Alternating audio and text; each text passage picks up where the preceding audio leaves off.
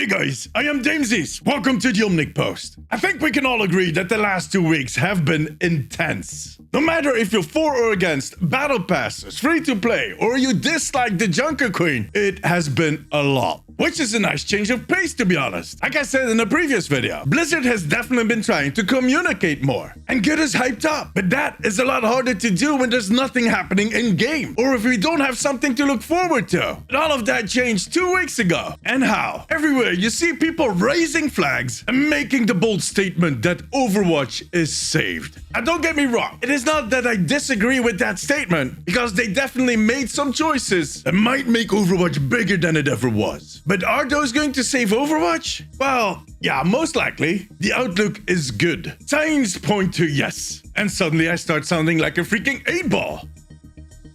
But on the other hand, they still have plenty of challenges ahead. Things they need to get right to save Overwatch, especially after all these years of drought and the switch up plans. People are hyped up now, hopeful, but trust me, if they don't nail this, that feeling of hope is going to die down fast. These are 5 things that they need to do right, in my own humble opinion, to get Overwatch back on the top of all those lists, where it belongs. And this time, for good. Well, at least for a few years. Look, at some point, we'll most likely find something to nag about, and the internet is going to declare the game dead again. But let's postpone that moment as long as possible, shall we? All right.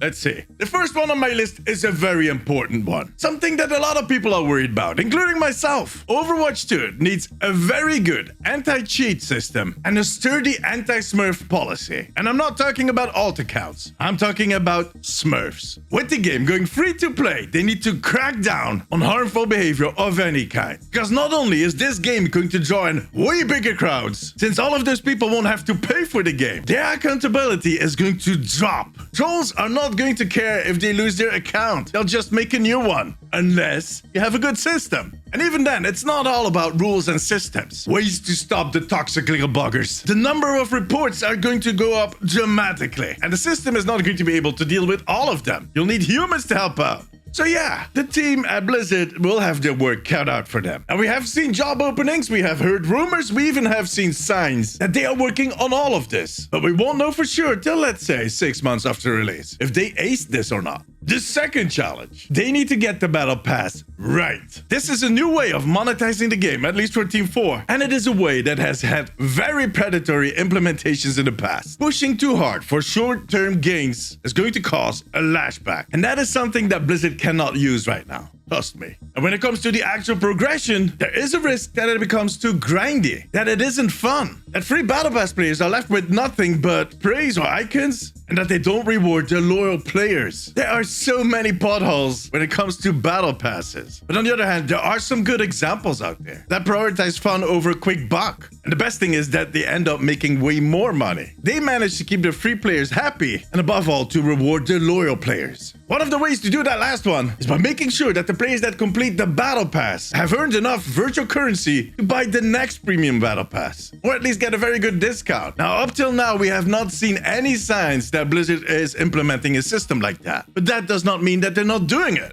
One thing we do know a little more about are the challenges. Those will be the way that you'll push the progression on your battle pass forward. They won't be tied into single heroes, and you'll always have ways to choose the kind of challenges you want to focus on. All of that is a good start. That is the direction that we need to head in. If they extrapolate on that philosophy with the rest of the battle pass, we should be safe. You know what? Corporate, they can rest easy. They'll make plenty of money. This could be a win-win for everybody. Number 3, besides that battle pass, we also need content. The promise with Overwatch 2 is that this will be a live service game. So we do expect that level of service. New heroes, new maps, new modes, and a shit ton of cosmetics. We need stuff that is surprising. We need stuff that is familiar. They'll need to keep us on our toes. They'll need to make sure that this game feels fresh and new every few weeks. Well, 9 weeks to be exact. Again, there are some good examples out there. I've heard, for instance, that Genshin Impact does a really good job at keeping things fresh and interesting. I haven't played it myself. In case you did, let me know in the comments what you think. But in the end, that is a gamer's dream. Playing a game that never gets boring. And it is also the content creator's dream. Can you imagine the amount of videos that I could make? You guys are screwed. My face is going to be everywhere.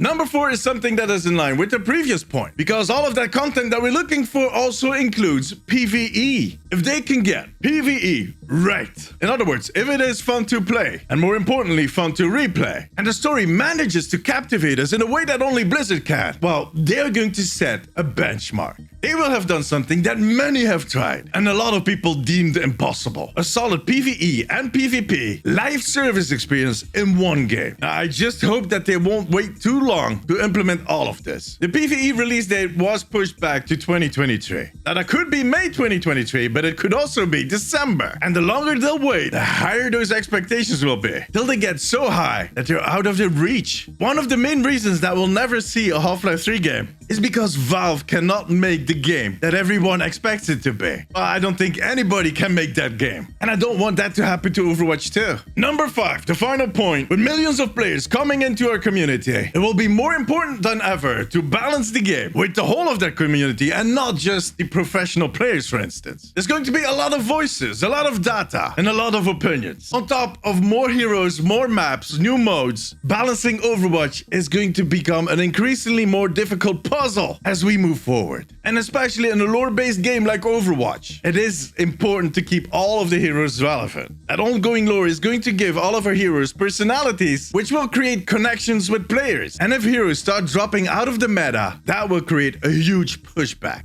Basically, you need all of the heroes to shine in their own way. All of the above is just a humongous order. I wouldn't want to do it. I get nervous for them just talking about it. Good luck, guys. But seriously, they have a huge challenge ahead, and they realize that. But I believe that this team can do it. I know not everybody will agree with my statement, but I feel that this team has shown over and over again that they love the game. And why they might not do the things the way you like it, well, they don't even get to do the things the way they like it sometimes. But they'll fight for the game, and they'll fight for this community. And that's just it. If they fight hard enough, they'll get this done, and they will save Overwatch. But anyways, what do you think? Can Blizzard save Overwatch? And in your opinion, what else do they need to keep in check? Let me know in the comments. For now, however, that was it. Thank you very much for watching. See you guys during my streams on twitch.tv/DimsiesTV or in my next video. Till then, take care.